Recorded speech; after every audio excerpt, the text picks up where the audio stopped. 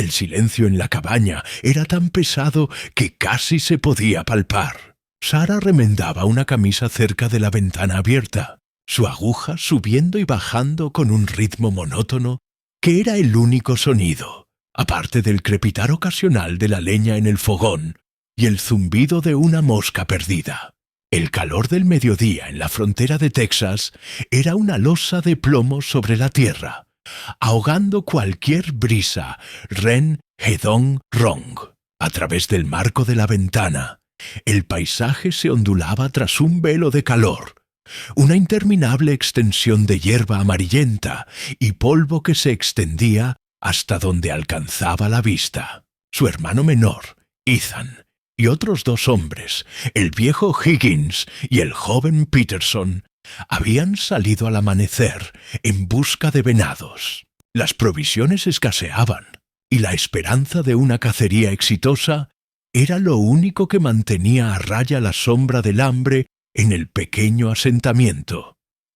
Sara dejó la camisa a un lado y se frotó la nuca, tensa por la preocupación.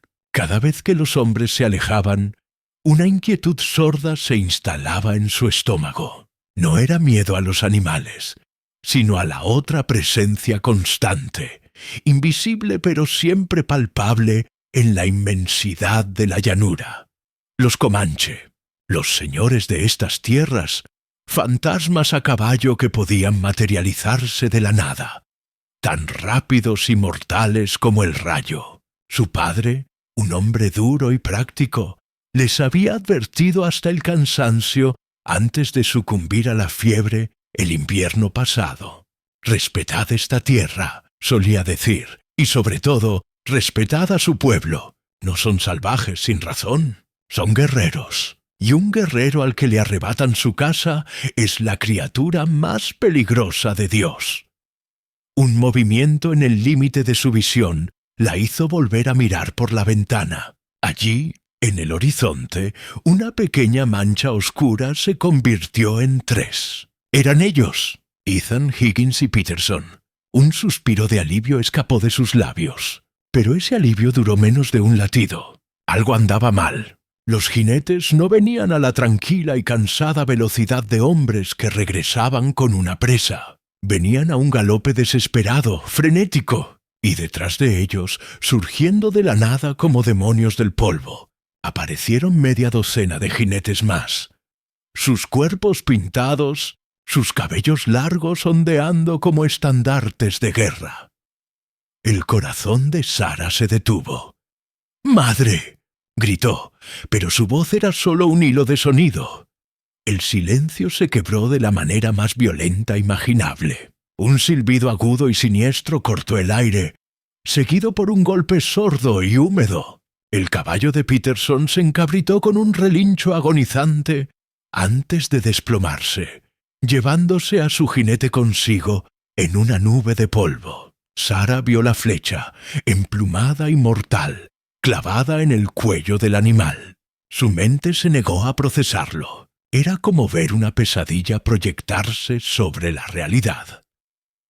El viejo Higgins giró en su silla, su rifle viejo apuntando hacia atrás. El estampido de su arma fue un ruido seco e inútil contra el griterío de los atacantes. Una lanza, lanzada con una fuerza sobrehumana, lo atravesó de lado a lado, arrancándolo de la montura como si fuera un muñeco de trapo. Cayó y no se movió más. «¡Ethan!», gritó Sara, esta vez con toda la fuerza de sus pulmones, aferrándose al marco de la ventana hasta que los nudillos se le pusieron blancos.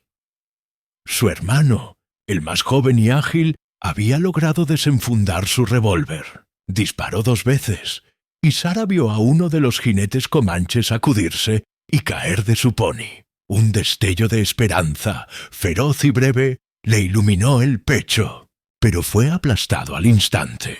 2 guerreros se abalanzaron sobre Ethan por los flancos. Uno le golpeó la cabeza con la culata de un rifle. Un sonido hueco y horrible que Sara supo que recordaría hasta el día de su muerte. Ethan se desplomó en el suelo, inmóvil. Los Comanche, satisfechos con su trabajo, no se detuvieron a saquear. Uno de ellos, quizás el líder, lanzó un grito agudo que sonó como el chillido de un halcón. Agarraron las riendas de los caballos de los colonos que no habían huido, y en cuestión de segundos se alejaron al galope, llevándose su botín y dejando atrás el silencio y la muerte. El polvo que levantaron formó una cortina dorada y lenta que se asentó sobre la escena del horror. Sara permaneció paralizada, clavada en la ventana, respirando en jadeos cortos. El olor a pólvora y a sangre le llegó flotando, mezclado con el polvo. Vio los cuerpos de Higgins y Peterson tendidos en la tierra rojiza, y vio a Ethan, su hermano, su único familiar vivo, tirado como un saco roto. Un gemido escapó de sus labios, un sonido de dolor animal y absoluto. El instinto, más fuerte que el shock, la impulsó a moverse. Agarró el pesado rifle de su padre, que siempre descansaba sobre dos soportes junto a la puerta. Lo cargó con manos que, para su sorpresa, apenas temblaban. La rabia comenzaba a hervir dentro de ella, una furia caliente que secaba las lágrimas antes de que pudieran formarse. Abrió la puerta de la cabaña y salió al exterior, sintiendo el sol como una bofetada. El aire estaba cargado de silencio, un silencio ahora profanado y pesado. Caminó hacia los cuerpos, su mirada fija en Ethan. Tenía que llegar a él, tenía que... ¿Qué? No sabía. Solo sabía que tenía que estar con su hermano. Pero entonces otro sonido llegó a sus oídos. No era un gemido de los hombres heridos. Era un sonido diferente, más débil, más agudo. Un jadeo entrecortado de dolor, y venía de más allá de la cerca de troncos que delimitaba el patio, del espeso matorral de arbustos espinosos y hierba alta, donde la tierra comenzaba a elevarse hacia las colinas. Sara se detuvo en seco, su corazón latiendo con fuerza contra sus costillas. ¿Uno de los Comanche? ¿Un guerrero herido que habían dejado atrás? La rabia que sentía por la muerte de su hermano se enfocó en un punto, aguda y vengativa. Apretó el rifle con más fuerza, el metal frío contra su mejilla. Con pasos cautelosos, cada uno medido, se acercó a la cerca. Separó con cuidado las ramas espinosas con el cañón del arma. Allí, oculto en un pequeño hueco entre la maleza, yacía un joven. No podía tener más de 14 años. Era delgado, pero ya tenía la complexión ancha y los músculos definidos de su gente. Llevaba el torso desnudo, pintado con rayas rojas y negras, y un simple cordón de cuero con una garra de animal en el cuello. Su rostro, anguloso y serio incluso en el dolor, estaba pálido bajo el tono cobrizo de su piel. Una mancha oscura y húmeda empapaba el costado de sus pantalones de cuero, justo por encima de la rodilla. Una herida de bala, probablemente una bala perdida del revólver de Ethan. El joven Comanche había intentado arrastrarse, buscando refugio, pero la pierna herida le había fallado. Al oír a Sara, sus ojos se abrieron de par en par. Eran ojos de un negro intenso, como azabache, y en ellos no había rastro de súplica, solo había dolor, una furia salvaje y un orgullo tan feroz que casi era tangible. La miró fijamente, desafiante, como un lobo joven acorralado, esperando el golpe final. Su respiración era superficial y rápida, y una fina capa de sudor le cubría la frente. Una mano se aferraba a un cuchillo corto que tenía en la cintura, pero no tenía la fuerza para levantarlo. Sara lo miró, y el caos en su mente se aquietó por un momento. Este no era el guerrero experimentado y pintado que había matado a sus amigos. Este era un niño asustado y herido de muerte. La imagen de su propio hermano, Ethan, a quien había criado desde que eran casi niños, se superpuso a la del joven Comanche. El odio cegador que sentía por la tribu, por los asesinos de Ethan, luchó contra un instinto más profundo, más antiguo, que brotó de sus entrañas. Era el instinto que la había llevado a cuidar de animales heridos, a consolar a los niños del asentamiento cuando lloraban. El instinto de proteger, de sanar. El rifle, que había sido una extensión de su brazo y su rabia, de repente pesaba 1 tonelada. El dedo en el gatillo se relajó. Bajó el arma lentamente hasta que el cañón apuntó al suelo. Los ojos del joven comanche parpadearon. Una chispa de confusión reemplazando por un instante el desafío. Él también esperaba la muerte. Sara tragó saliva. Su garganta estaba seca como el polvo a sus pies. La batalla interna era feroz. Cada fibra de su ser, endurecida por la vida en la frontera, le gritaba que acabara con él, que era una amenaza, que su compasión era una debilidad, que podía costarle la vida a todos los que quedaban en el asentamiento. Pero al mirar esos ojos, vio más allá del guerrero, más allá del enemigo. Vio a un hijo, vio el miedo primario de una criatura joven frente a su propia mortalidad. Con un suspiro que pareció sacar toda el aire de su cuerpo, Sara dio un paso atrás. No podía matarlo, no así. «Quédate aquí», murmuró, en un inglés que él probablemente no entendía. Pero su tono era claro. No era una amenaza, era una advertencia. Giró sobre sus talones, dejando al joven herido oculto en la maleza, y corrió hacia donde yacía su hermano. Tenía que ocuparse de los suyos primero, pero la semilla de un acto impensable ya estaba plantada, y en la inmensidad silenciosa de la llanura, ese acto tendría ecos que cambiarían su destino para siempre. El cuerpo de Ethan aún estaba caliente, pero la luz en sus ojos se había apagado para siempre. Sara se arrodilló a su lado, el dolor un puño de hierro retorciéndole las entrañas. Le cerró los párpados con una mano temblorosa y susurró una plegaria que se perdió en el viento. No había tiempo para el duelo. El sonido de voces alarmadas y llantos provenientes de las otras cabañas la sacó de su estupor. Los demás colonos, apenas 12 de almas aterrorizadas, empezaban a congregarse, su terror palpable en el aire. El viejo Henderson, el único hombre mayor que había quedado, gritaba órdenes contradictorias sobre fortificar la empalizada. Sara se puso de pie, limpiándose las lágrimas con el dorso de la mano, dejando un rastro de tierra y sangre en su mejilla. Su mirada se dirigió de nuevo hacia el matorral. El joven comanche. Si lo encontraban, lo matarían sin piedad. Y algo dentro de ella, quizás el mismo instinto que la había llevado a bajar el rifle, se rebeló contra esa idea. No podía salvar a su hermano, pero tal vez, solo tal vez, podía salvar a ese chico.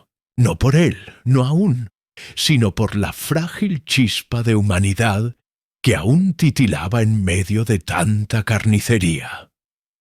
Con determinación se acercó a Henderson. «Necesito ayuda para llevar los cuerpos a la capilla», dijo, su voz sorprendentemente firme. «No podemos dejarlos aquí. Era una tarea horrible pero necesaria». Mientras Henderson y otro hombre cargaban el cuerpo de Peterson, Sara y una mujer llamada Mary arrastraron el de Higgins. Fue un trabajo macabro que consumió los siguientes minutos y concentró la atención de todos en el patio central. Bajo la capa del caos y la conmoción, Sara había creado una distracción. Aprovechando un momento en el que nadie la miraba, agarró un cántaro de agua, una botella de whisky casi vacía que había sido de su padre, y varias tiras limpias de tela de algodón que arrancó de una sábana vieja. con el corazón golpeándole las costillas, se deslizó de vuelta hacia la cerca y se metió entre la maleza.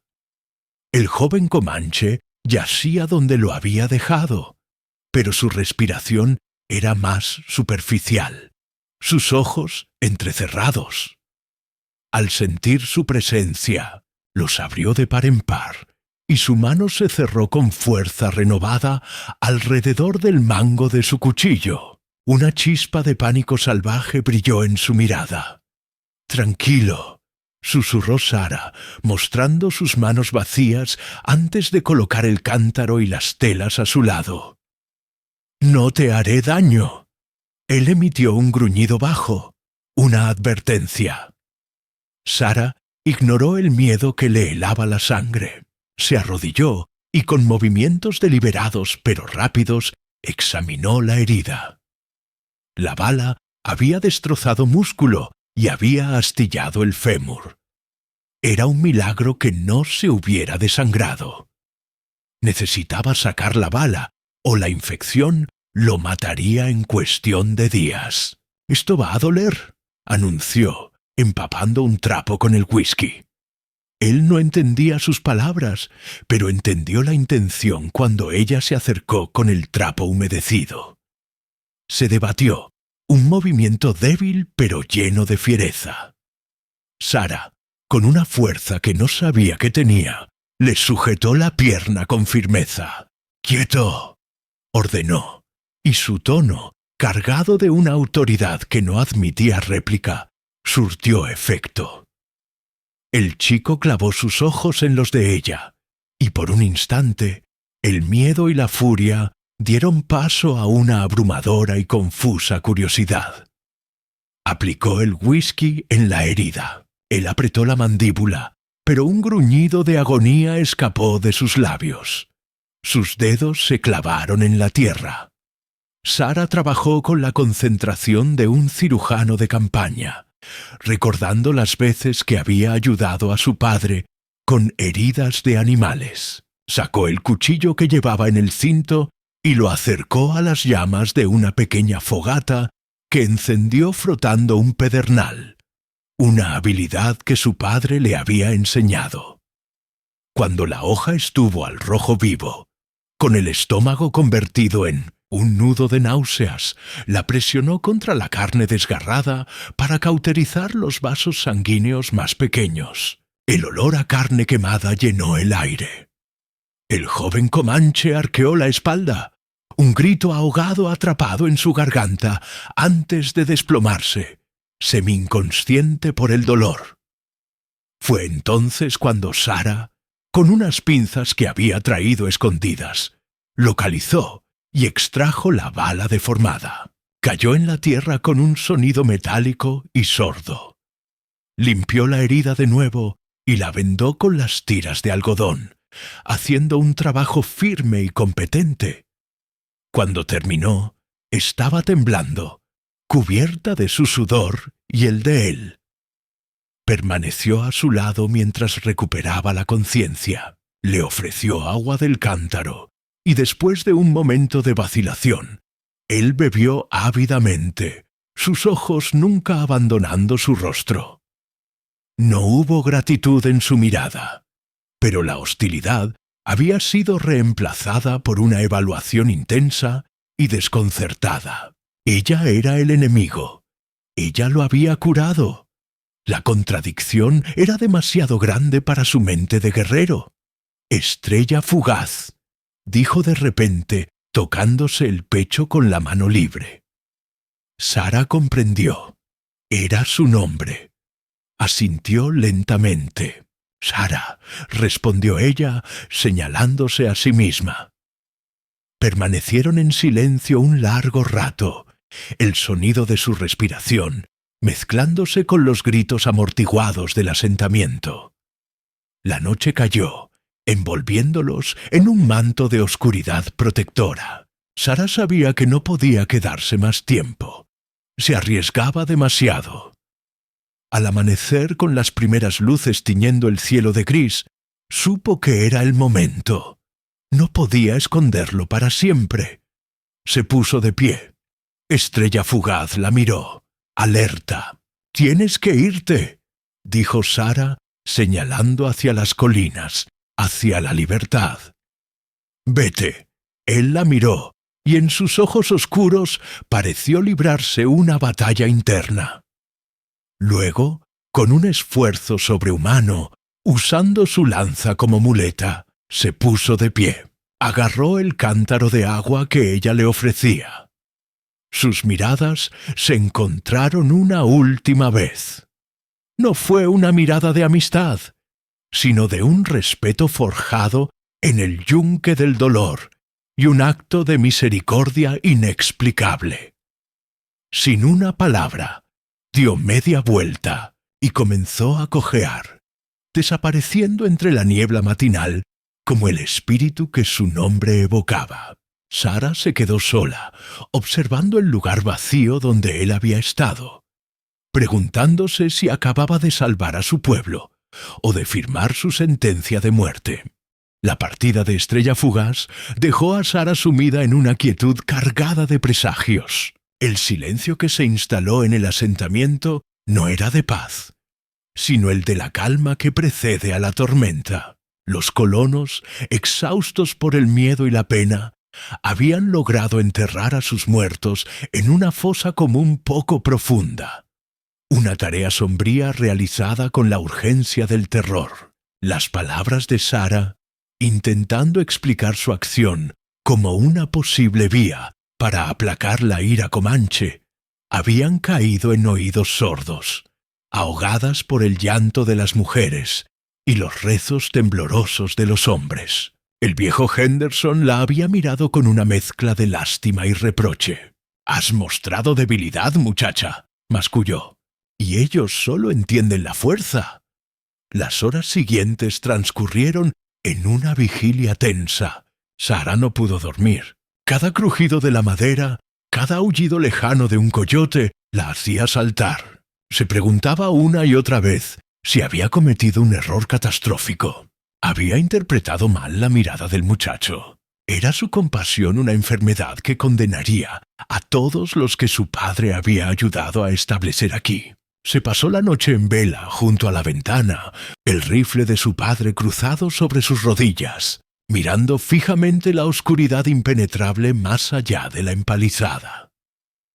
El amanecer no llegó con el lento y gentil clarear habitual. Llegó con un rumor sordo y profundo que surgió de la tierra misma.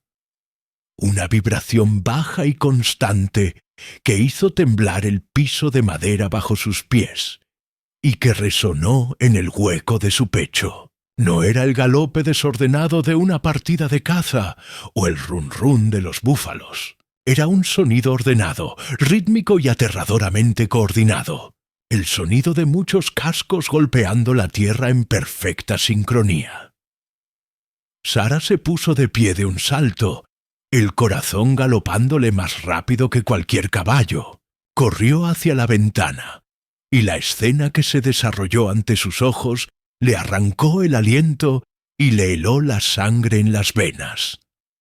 La llanura, bañada por la luz dorada y horizontal del amanecer, ya no estaba vacía. Frente a la empalizada, formando un semicírculo perfecto y silencioso que se extendía más allá de lo que podía ver, había una línea de jinetes. 50 guerreros comanche, tal vez más.